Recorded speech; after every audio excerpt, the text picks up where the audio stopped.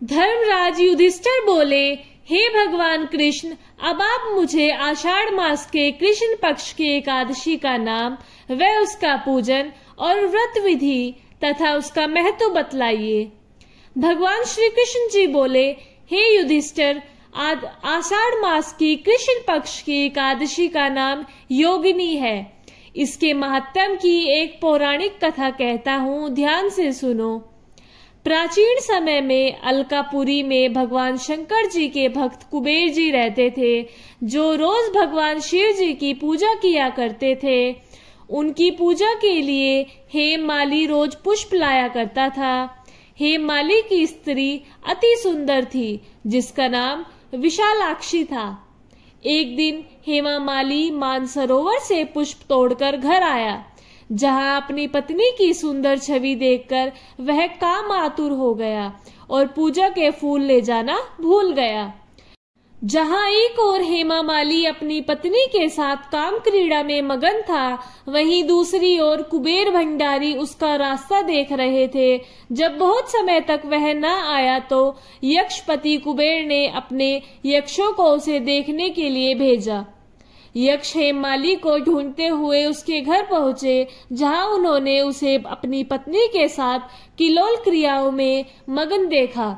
किंतु हेममाली उस समय इतना खोया हुआ था कि उसे एक भी यक्ष दिखाई न दिया।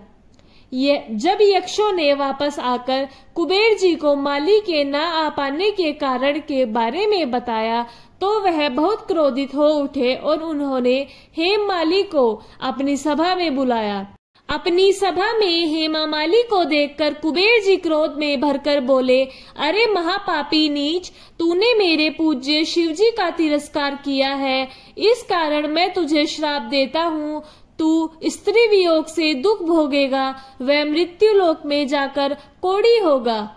कुबेर जी के श्राप से वह माली पृथ्वी पर गिराया गया। उसे स्त्री का वियोग हो गया। वह कोढ़ी बनकर कष्ट पाने लगा। उसके शरीर से तो दुर्गंध आती थी, परंतु अंत कारण उसका दर्पण के समान शुद्ध था।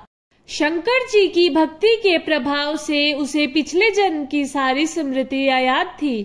अतः प्रायश्चित करने के लिए वह हरिद्वार में आया। उसने गंगा जी में स्नान किया, परंतु मक्खियों ने उसका पीछा न छोड़ा। वह उसके आसपास भिन्न भिन्न करती घूमती रही। अंत मैं पतित पावनी देवभूमि उत्तराखंड को चल दिया। देवप्रयाग होता हुआ जमनोत्री के तट पर जा पहुंचा, जहां चिरंजीवी महामुनि मार्कंडे का आश्रम था। महामुनि मार्कंडे के दर्शन मात्र से मक्खियां अंतर्ध्यान हो गई। हेममाली उन्हें देखकर उनके चरणों में गिर पड़ा और अपने अपराध की सारी कथा उन्हें सुनाई और उनसे मुक्ति का उपाय पूछने लगे। मार्कंडे मुनि उस पर दया खाकर उससे बोले, आप आषाढ़ मास के कृष्ण पक्ष की एकादशी का व्रत विधि सहित करो। यह व्रत समस्त पापों का नाश करने वाला है।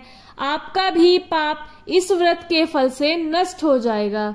हेममाली ने मुनि के बताए अनुसार योगिनी एकादशी का व्रत किया, जिसके प्रभाव से वह अपने दिव्य स्वरूप को प्राप्त हुआ।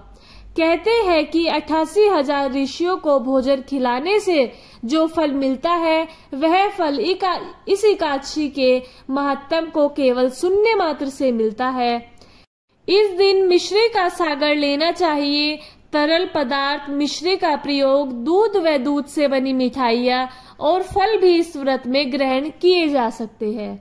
भक्तों, ये थी योगिनी एकादशी की व्रत कथा। वीडियो अच्छा लगे तो लाइक करें, चैनल को सब्सक्राइब करें और आप सभी को राधे राधे। जय श्री राधे कृष्णा।